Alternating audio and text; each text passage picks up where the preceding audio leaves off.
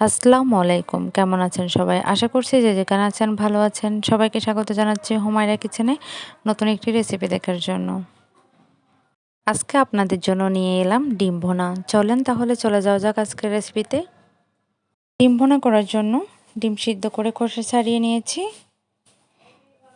পেঁয়াজ রসুন বেটে রেখেছি, একটা টমেটো আর ধনিয়া পাতা কেটে নিয়েছি। এখন একটা কড়াইয়ে তেল দিয়ে ডিমগুলোকে ভালো করে ভেজে নিব। ডিম ভাজার সময় মনে রাখতে হবে চুলার আঁচটা একদম কমিয়ে দিতে হবে, না হলে ডিমগুলো পড়ে যাবে বা ভেঙে যেতে পারে। ডিম ভাজার সময় এখানে আমি সামান্য পরিমাণ হলুদ আর লবণ দিয়েছি তেলে। এই তো ডিম ভাজা হয়ে গেছে, এখন উঠিয়ে নিচ্ছি। তেলে ডিম ভেজেছি, সেই তেলে সামান্য পরিমাণে জিরা দিয়ে পেঁয়াজ বাটা, রসুন বাটা, লবণ আর হলুদ দিয়ে ভালো করে মশলাটাকে একটু কষিয়ে নিব।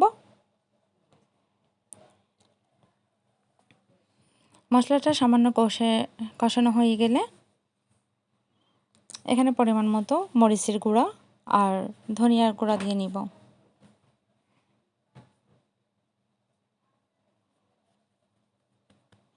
দিয়ে আরও ভালো করে মশলাটাকে কষিয়ে নিতে হবে। কষানোর পর্যায়ে একটু পানি দিয়ে আরও কিছুক্ষণ কষিয়ে নিতে হবে। মশলা কষানো হয়ে গেছে, এখন ভেজে রাখা ডিমগুলো দিয়ে নিব।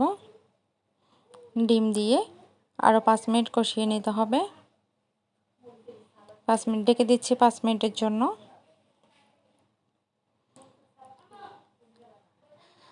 এই তো ফিরে এলাম 5 মিনিট পর। কষানো হয়ে গেছে, এখন টমেটো কুচি দিয়ে নিব। আমি যে টমেটো কেটে রেখেছিলাম সেটা দিয়ে নিচ্ছি।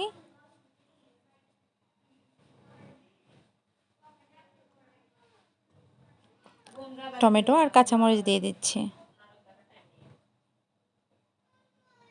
এই উপর থেকে কয়েকটা কাঁচামরিচ দিয়ে নিচ্ছি। এখন সামান্য পরিমাণ কষিয়ে নিতে হবে, এই 2-3 মিনিট।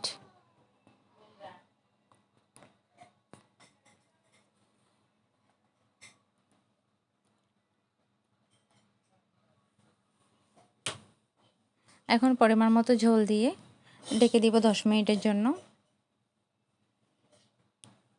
এই রান্নাটা অনেক বেশি মজার। যখন ঘরে কিছুই থাকে না তখন এটাই একমাত্র উপায়। আপনারা চাইলে রান্নাটা ট্রাই করতে পারেন, অনেক বেশি মজার। আমাদের ঘরে তো গেস্ট আসলে এটা অবশ্যই থাকবেই। এটা সবাই অনেক বেশি পছন্দ করে।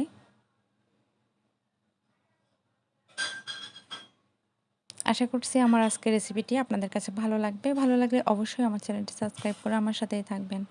ধন্যবাদ সবাইকে।